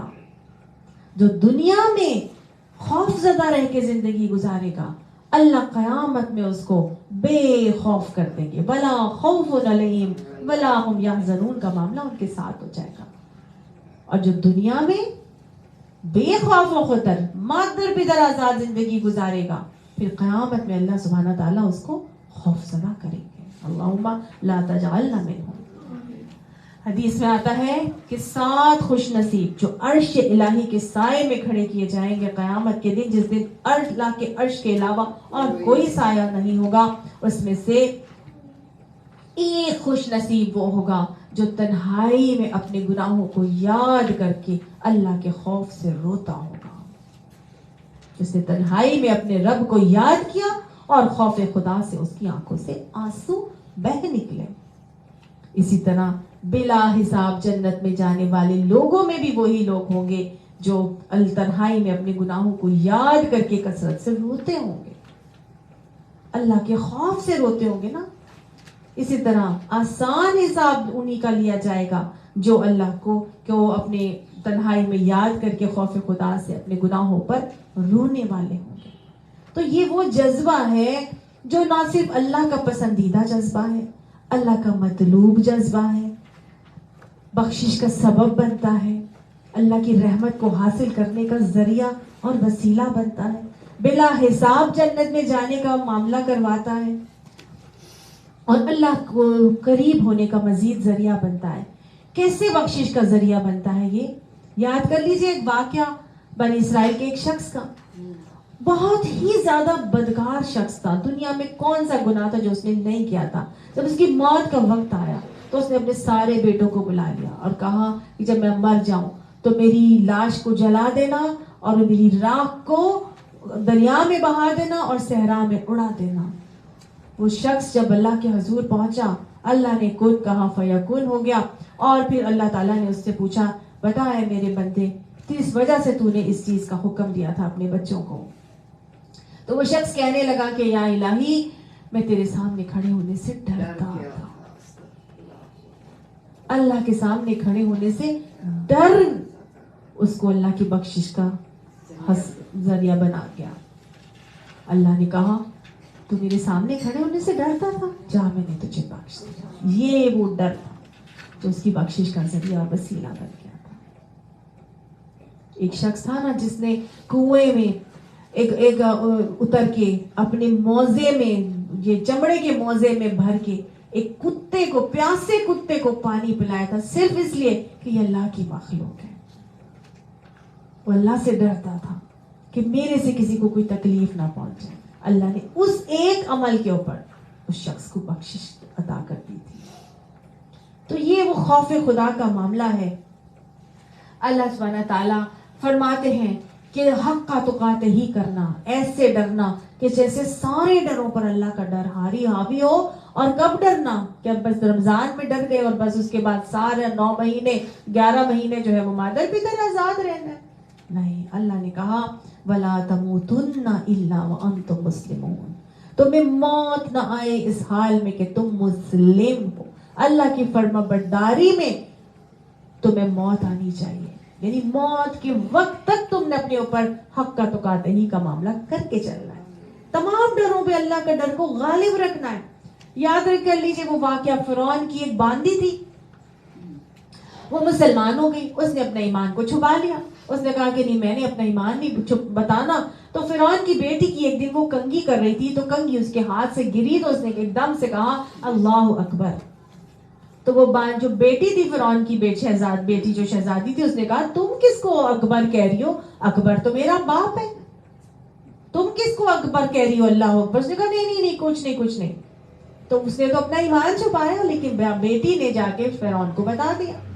اب فرعون کو پتہ چل گیا کہ یہ تو موسیٰ کے رب کو مان گئی ہے۔ فرعون نے کہا ٹھیک ہے آ جاؤ ادھر، اور آ کے فرعون نے اس کے اوپر ظلم اور زیادتی کرنا شروع کر دی۔ اس کے 2 بچے تھے، ایک شیرخوار اور ایک تھوڑا سا چھوٹا بچہ۔ اس نے کہا کہ مجھے کہو کہ انا ربکم الاعلی، میں بڑا رب ہوں۔ اس نے کہا نہیں، اللہ اکبر ہے۔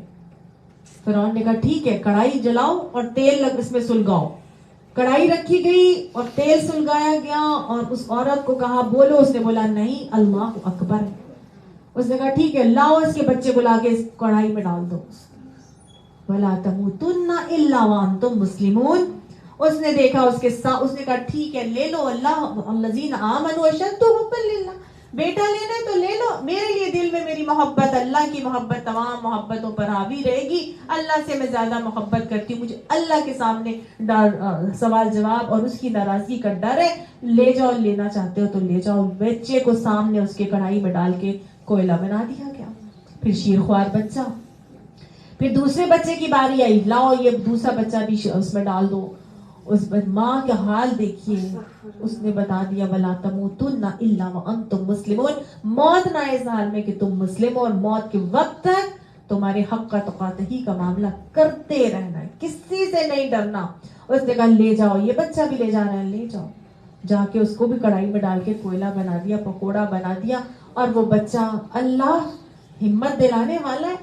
پتہ چلتا ہے روایات سے کہ وہ بچے کی جب روح نکلی تو اس نے ماں کو اشارہ کیا اور ماں کو کہا ماں تو پریشان نہ ہونا، تو بھی آ جا ہمارے پاس۔ فرعون نے کہا اب مانتی ہے، انا ربکم الاعلی، کون ہے تیرا بڑا رب، مان۔ اس نے بولا نہیں، اللہ اکبر۔ تو اس نے اٹھایا اور اس کو بھی کڑھائی میں ڈال دیا اور وہ مر گئی۔ ظاہر ہے مرنا ہی تھا، تمہیں موت نہ آئے اس حال میں کہ تم مسلم ہو۔ یہ 3 لوگوں کو جانے سے پہلے، کڑھائی میں جانے سے پہلے فرعون سے ایک ریکویسٹ کی تھی اس باندی نے، اور کہا تھا ٹھیک ہے تم مجھے جلانا چاہتے ہو ڈال دو، لیکن میرا ایک کام ہے، وہ بات مان لینا، جب ہم مر جائیں گے۔ فرعون نے کہا بولو، بات کے تو پکے ہوتے تھے۔ فرعون نے کہا کہو، مانا جائے گا۔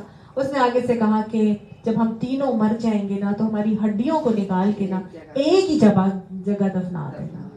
آپ صلی اللہ علیہ وسلم جب معراج کے سفر پر جا رہے تھے، فلسطین کے پاس سے گزرے، مصر کے پاس سے، تو راستے میں ان کو خوشبو آئی، پوری زمین سے آسمان خوشبو ہے، خوشبو ہے۔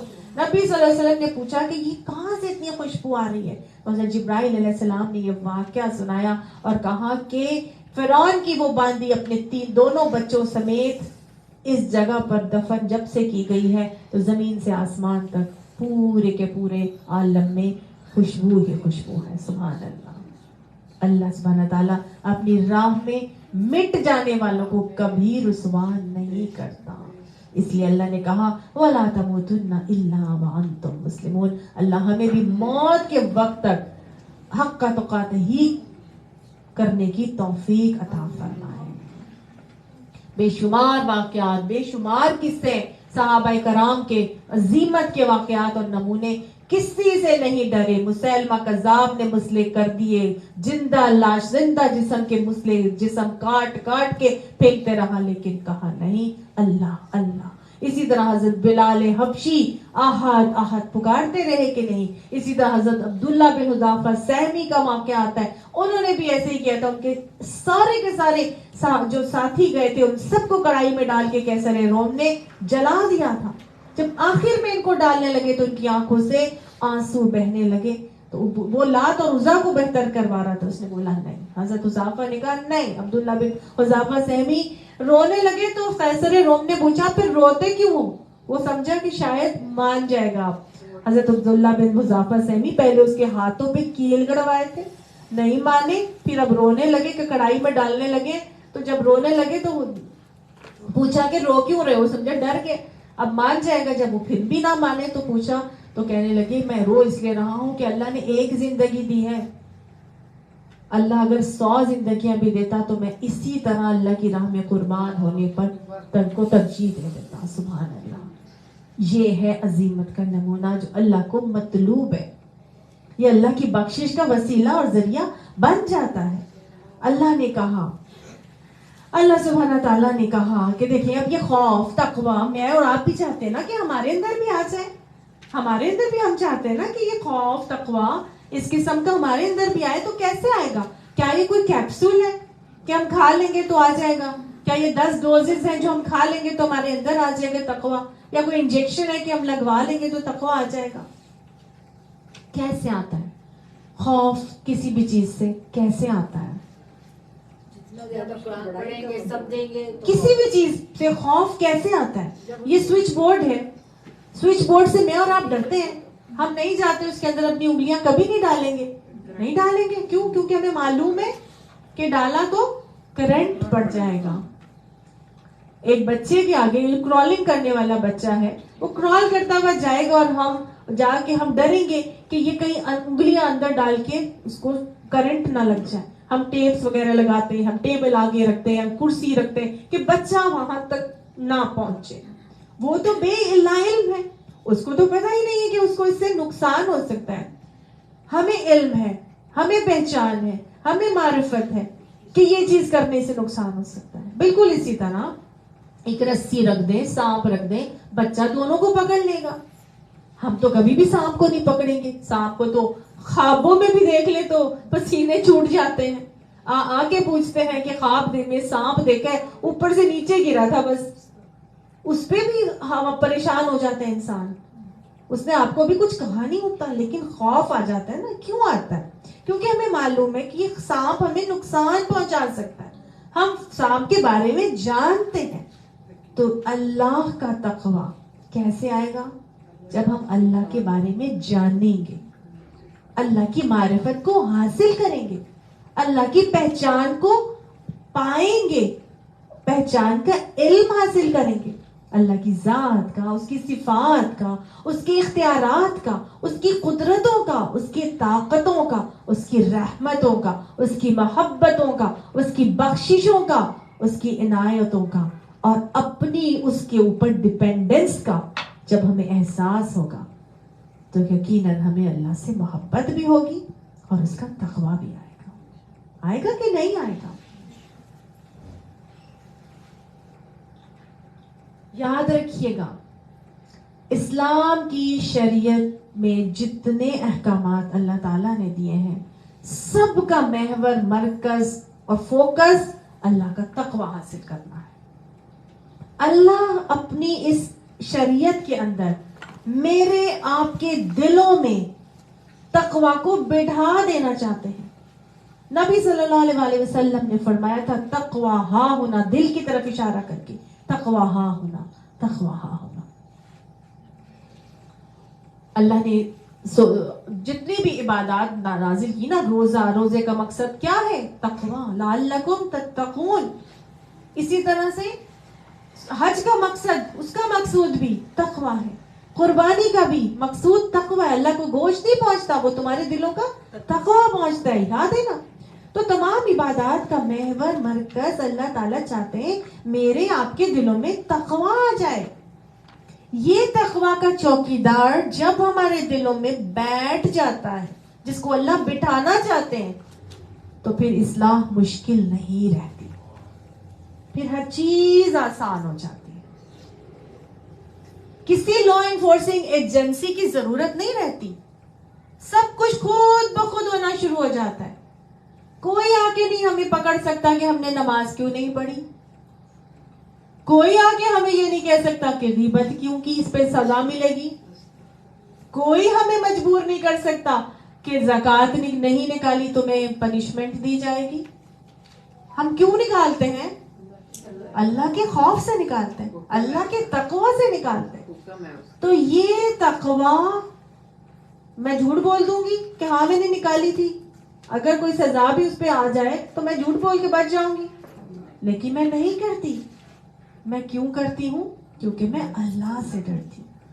اللہ کے سوالات جواب سے, اس کے عذاب سے, اس کے حساب کتاب سے, اس کے سامنے کھڑے ہونے سے, اس کی ناراضگی کے خوف سے میں یہ معاملات کرتی ہوں. تو یہ تقویٰ کا چوکیدار اللہ میرے آپ کے دلوں میں بٹھا دینا چاہتا ہے. اللہ ہمیں متقی بنا دے.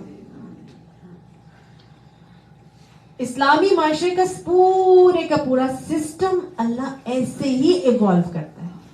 حقوق اللہ بھی پھر انسان ادا کرتا ہے, حقوق العباد بھی خود بخود ادا کرتا چلا جاتا ہے.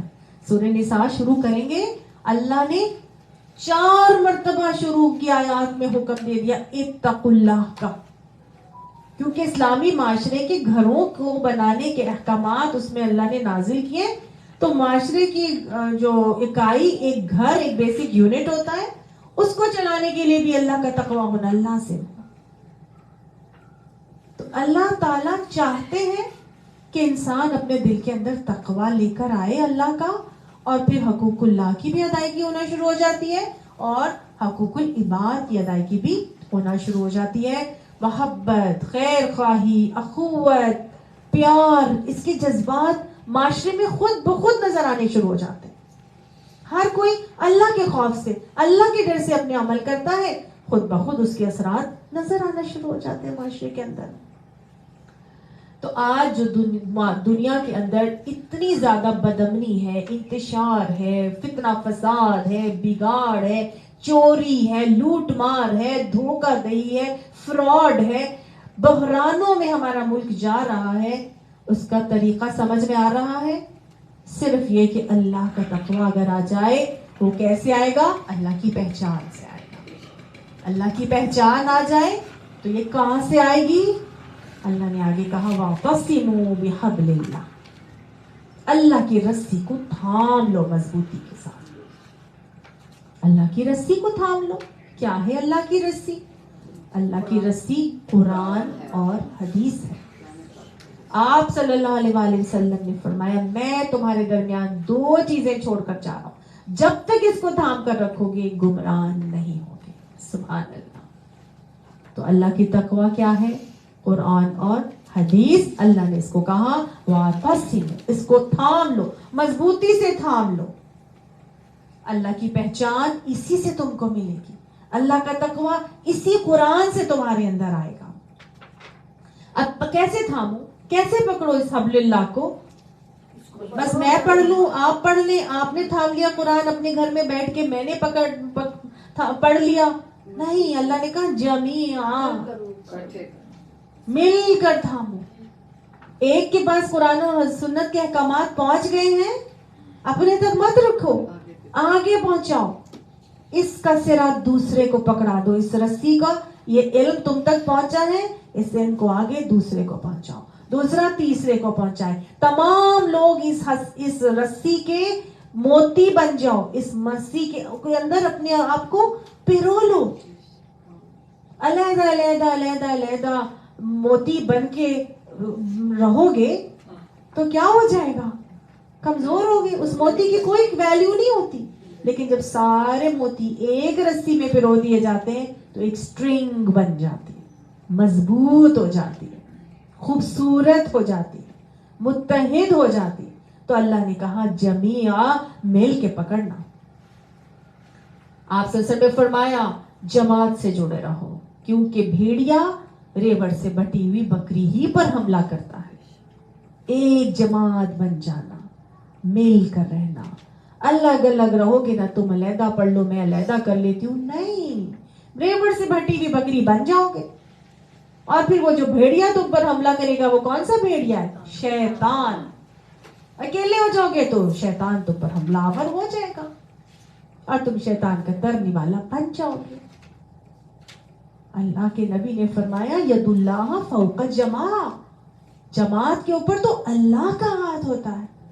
لہذا ایک جماعت, ایک متحد ہو کر, ایک گروپ آف پیپل بن کر اللہ کی رسی کو پکڑنا. مجھ تک یہ احکامات آگے, تم بھی سیکھ لو, تم بھی اس کو پکڑ لو, تم بھی آگے لے کے چلو. تو آپ یقین کریں اللہ تعالیٰ نے کہا جب مل کر پکڑو گے تو سارے لوگوں کے دلوں کے اندر اللہ کے تقوی کو لے کر آؤ. وہ جذبات آئیں گے تو پھر ایسا معاشرہ جنم لے گا کہ ساری نفرتیں بھی ختم ہوں گی, سارے بحرانوں سے بھی نکلو گے, سارے ظلم و زیادتیاں بھی ختم ہو جائیں گی, امن امان آ جائے گا, فتنے فساد اور بگاڑ ختم ہو جائیں گے. لیکن کرنا یہ ہے کہ ولا تفرقوا, جب مل کے پکڑو گے تو تفرقے میں مت پڑنا کہ میں سنی تو وہ شیعہ, میں حنبلی تو وہ شافعی, مسلک پرستی, دھڑے بندی دیو اور اس میں فرقہ واریت میں ہرگز نہیں پڑنا. اکیلے اکیلے موتی کی کوئی ویلیو نہیں ہوتی. مل جاؤ گے, متحد ہو جاؤ گے, تبھی متفق رہو گے. بھئی تمہارا قبلہ ایک, تمہارا اللہ ایک, تمہارا رسول ایک, تمہاری کتاب ایک, تمہارا فوکس ایک, تمہارا محور اور مرکز ایک, تو پھر مسلک پرستی کس بات کی, فرقہ واریت کس بات کی؟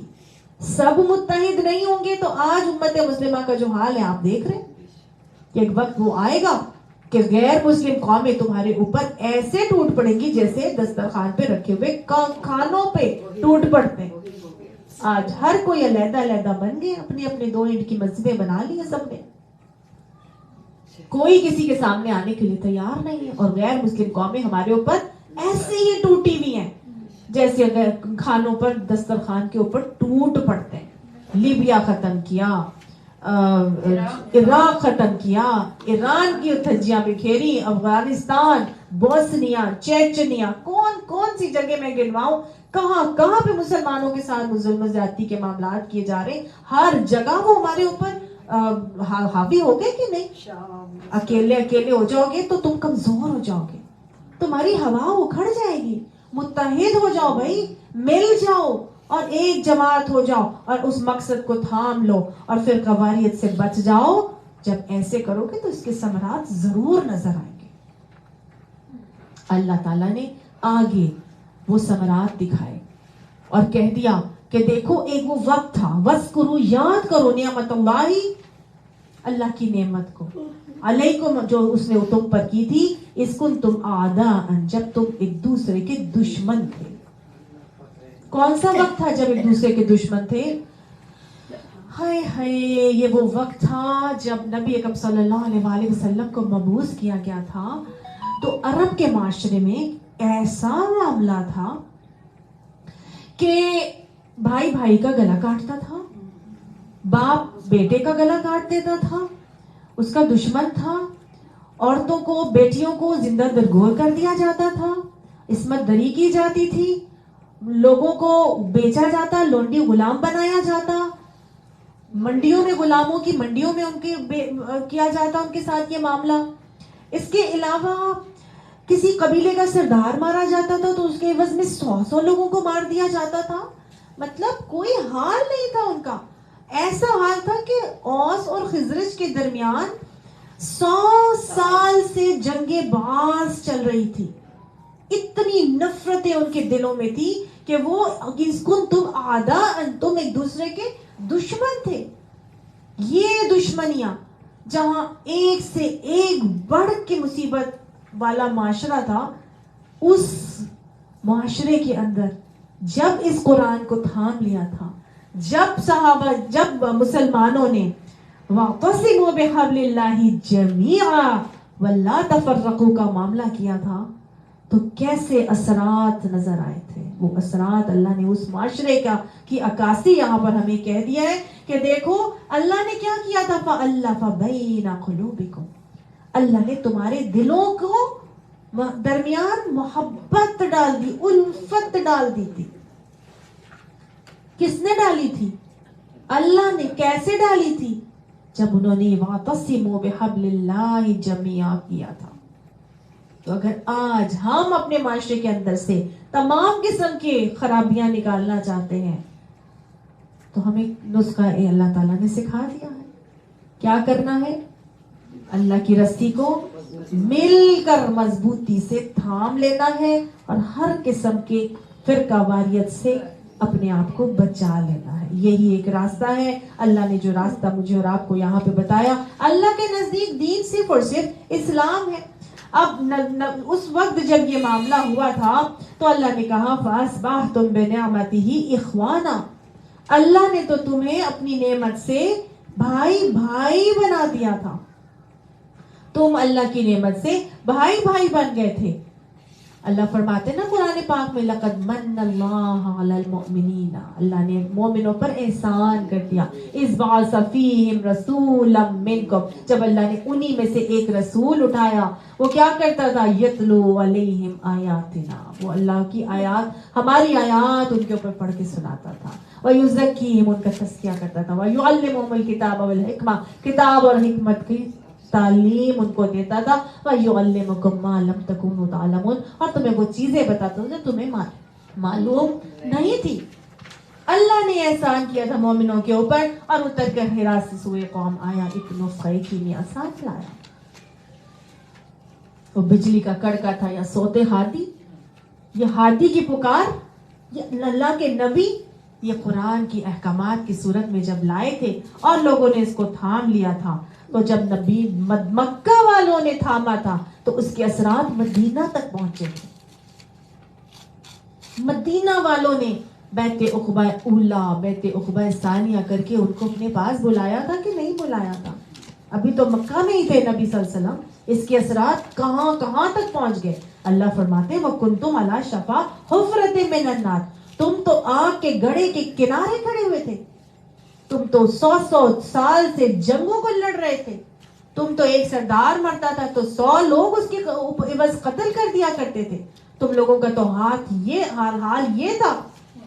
فَأَنْقَذَكُمْ مِنْهَا، تمہیں اللہ تعالیٰ نے اس سے بچا لیا، تمہیں اللہ تعالیٰ نے اس سے بچا لیا. اور اللہ سبحانہ تعالیٰ نے ایسا بچایا کہ یہ دین قرآن کو احکامات کو مان لینے والے تفرق بازی سے بچ کر جمعی آ کر کے جب واعتصموا بحبل اللہ کیا تھا تو دل اتنے کشادہ ہو گئے، یہی جو دوسرے کے جانی دشمن تھے شیر و شکر ہو گئے، بھائی بن گئے. اتنی محبت، اتنی پیار، اتنی اندر ان کے اخوت کا جذبہ کہ جو مواخات کا معاملہ نبی صلی اللہ علیہ وسلم نے کروایا تھا تو اتنے دل کشادہ ہو گئے تھے کہ اپنے گھر بار، کاروبار، اپنے باغات، اپنی صحن، اپنی مال، اپنی بیویاں تک بانٹ لینے کے لیے تیار ہو گئے تھے. ہوئے تھے کہ نہیں ہوئے تھے؟ وہ کہاں چلی گئی تھی نفرتیں، وہ کہاں چلی گئی تھی دشمنیاں، وہ سب کچھ ختم ہو گئی تھی اور صرف اس کی وجہ سے ہوئی تھی جنہوں نے اس طرح سے تھاما تھا. اللہ تعالیٰ آج ہمیں بھی اس کو اسی طرح تھامنے کی توفیق عطا فرما دے. اور كَذَلِكَ يُبَيِّنُ اللَّهُ لَكُمْ آيَاتِهِ لَعَلَّكُمْ تَهْتَدُونَ، اللہ اسی طرح اپنی آیات تم پر بیان کرتا ہے تاکہ تم ہدایت پا جاؤ. اللہ ہمیں ہدایت پانے والے لوگوں میں شامل فرما دے. اللہ سبحانہ تعالیٰ قرآن کو، اپنی اس رسی کو ہمیں مضبوطی سے تھامنے کی توفیق عطا فرما. اللہ اپنا بہترین تقوی عطا فرما. اللہ ایسا تقوی عطا فرما کہ حق کا تقاتے ہی موت کے وقت تک ہم پر حاوی رہے. اللہ موت کی حالت میں بھی اللہ اپنے ڈر کو تمام ڈروں کے اوپر غالب رکھنا. اللہ سعادت کی زندگی، شہادت کی موت عطا فرما. اللہ قرآن کا عالم بنایا ہے تو قرآن کا عامل بھی بنا دے. اللہ ہماری اولادوں کو بھی اس قرآن سے چھوڑ دے. اللہ امت مسلمہ کو تفرق سے پاک کر کے اللہ تو کن کہے گا فیکن ہو جائے گا. اللہ سبحانہ تعالیٰ امت مسلمہ کو ایک کر دے، متحد کر دے.